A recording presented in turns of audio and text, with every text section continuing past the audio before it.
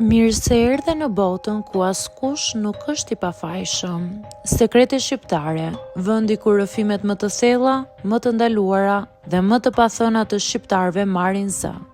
Na bëni subscribe për histori të ndryshme.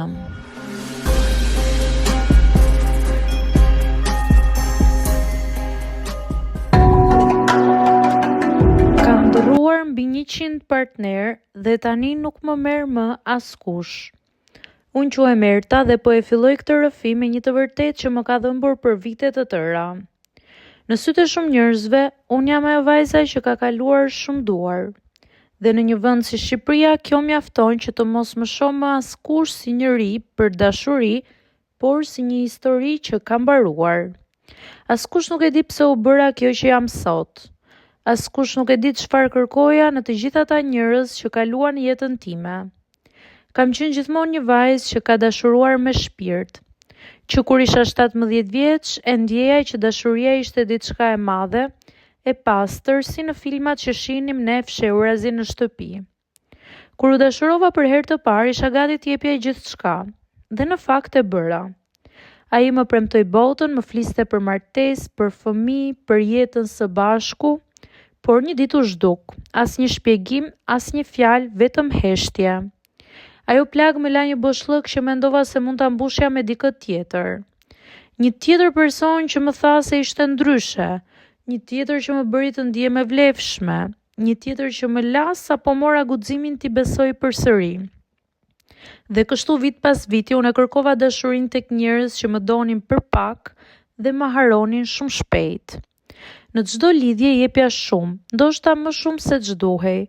Dhe në çdo fund ndihesha pak më bosh, pak më e lodhur, por gjithmonë me shpresën që herën tjetër do të jetë ndryshe. Në moshën 25 vjeçare isha ende ajo vajza që besonte te dashuria e madhe. Në moshën 28 vjeçare fillova të dyshoja në vetvete. Dhe kur shkova 30, fillova të dëgjoja se çfarë thoshnin të tjerët. Erta, ajo ka pasur shumë lidhje. Jo, nuk është vajzë për martesë ajo.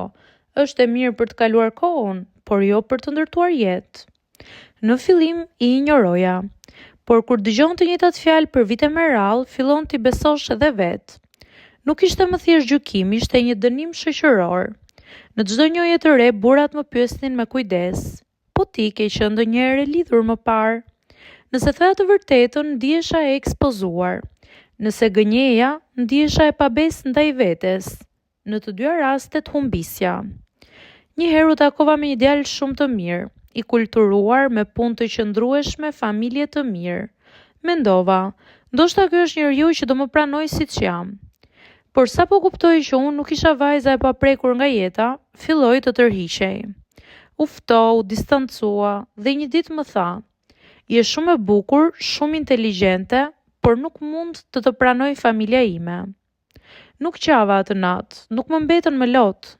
Thjesht kuptova që në këtë vend një grua që ka jetuar, që ka dashuruar, që ka bërë zgjedhje, trajtohet si gabim dhe jo si njeri.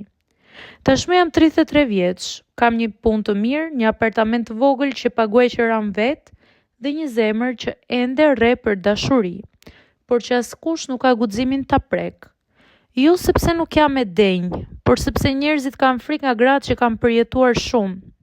Shoqëria do vajza naive, jo ato që dinë çfarë duan. I do të paditura, i do të pajetuara. Kur dal në mbrëmje me shoqet e mia të martuara, ato më shikojnë me mëshirë. Më thonë: "Ti ke pasur gjitha mundësitë. Pse nuk ngule njëherë vend?" Dua t'u përgjigjem duke i thënë: "Sepse dashuria nuk është vendim, është ndjenjë." Por nuk e them, thjesht buzëqesh dhe ndryshoj temën. Ndonjëherë kur jam vetëm në shtëpi, ndaloj përpara pasqyrës dhe flas me veten. Dhe i them vetes: "Erta, ti nuk je e prishur. Ti ke dashuruar shumë sepse ke ditur të ndjesh, dhe ky nuk është turp."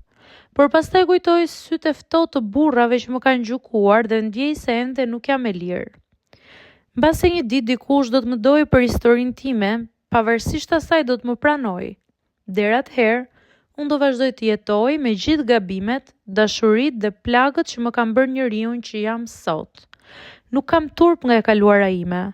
Kam turp vetëm nga mënyra si më gjykon bota për të.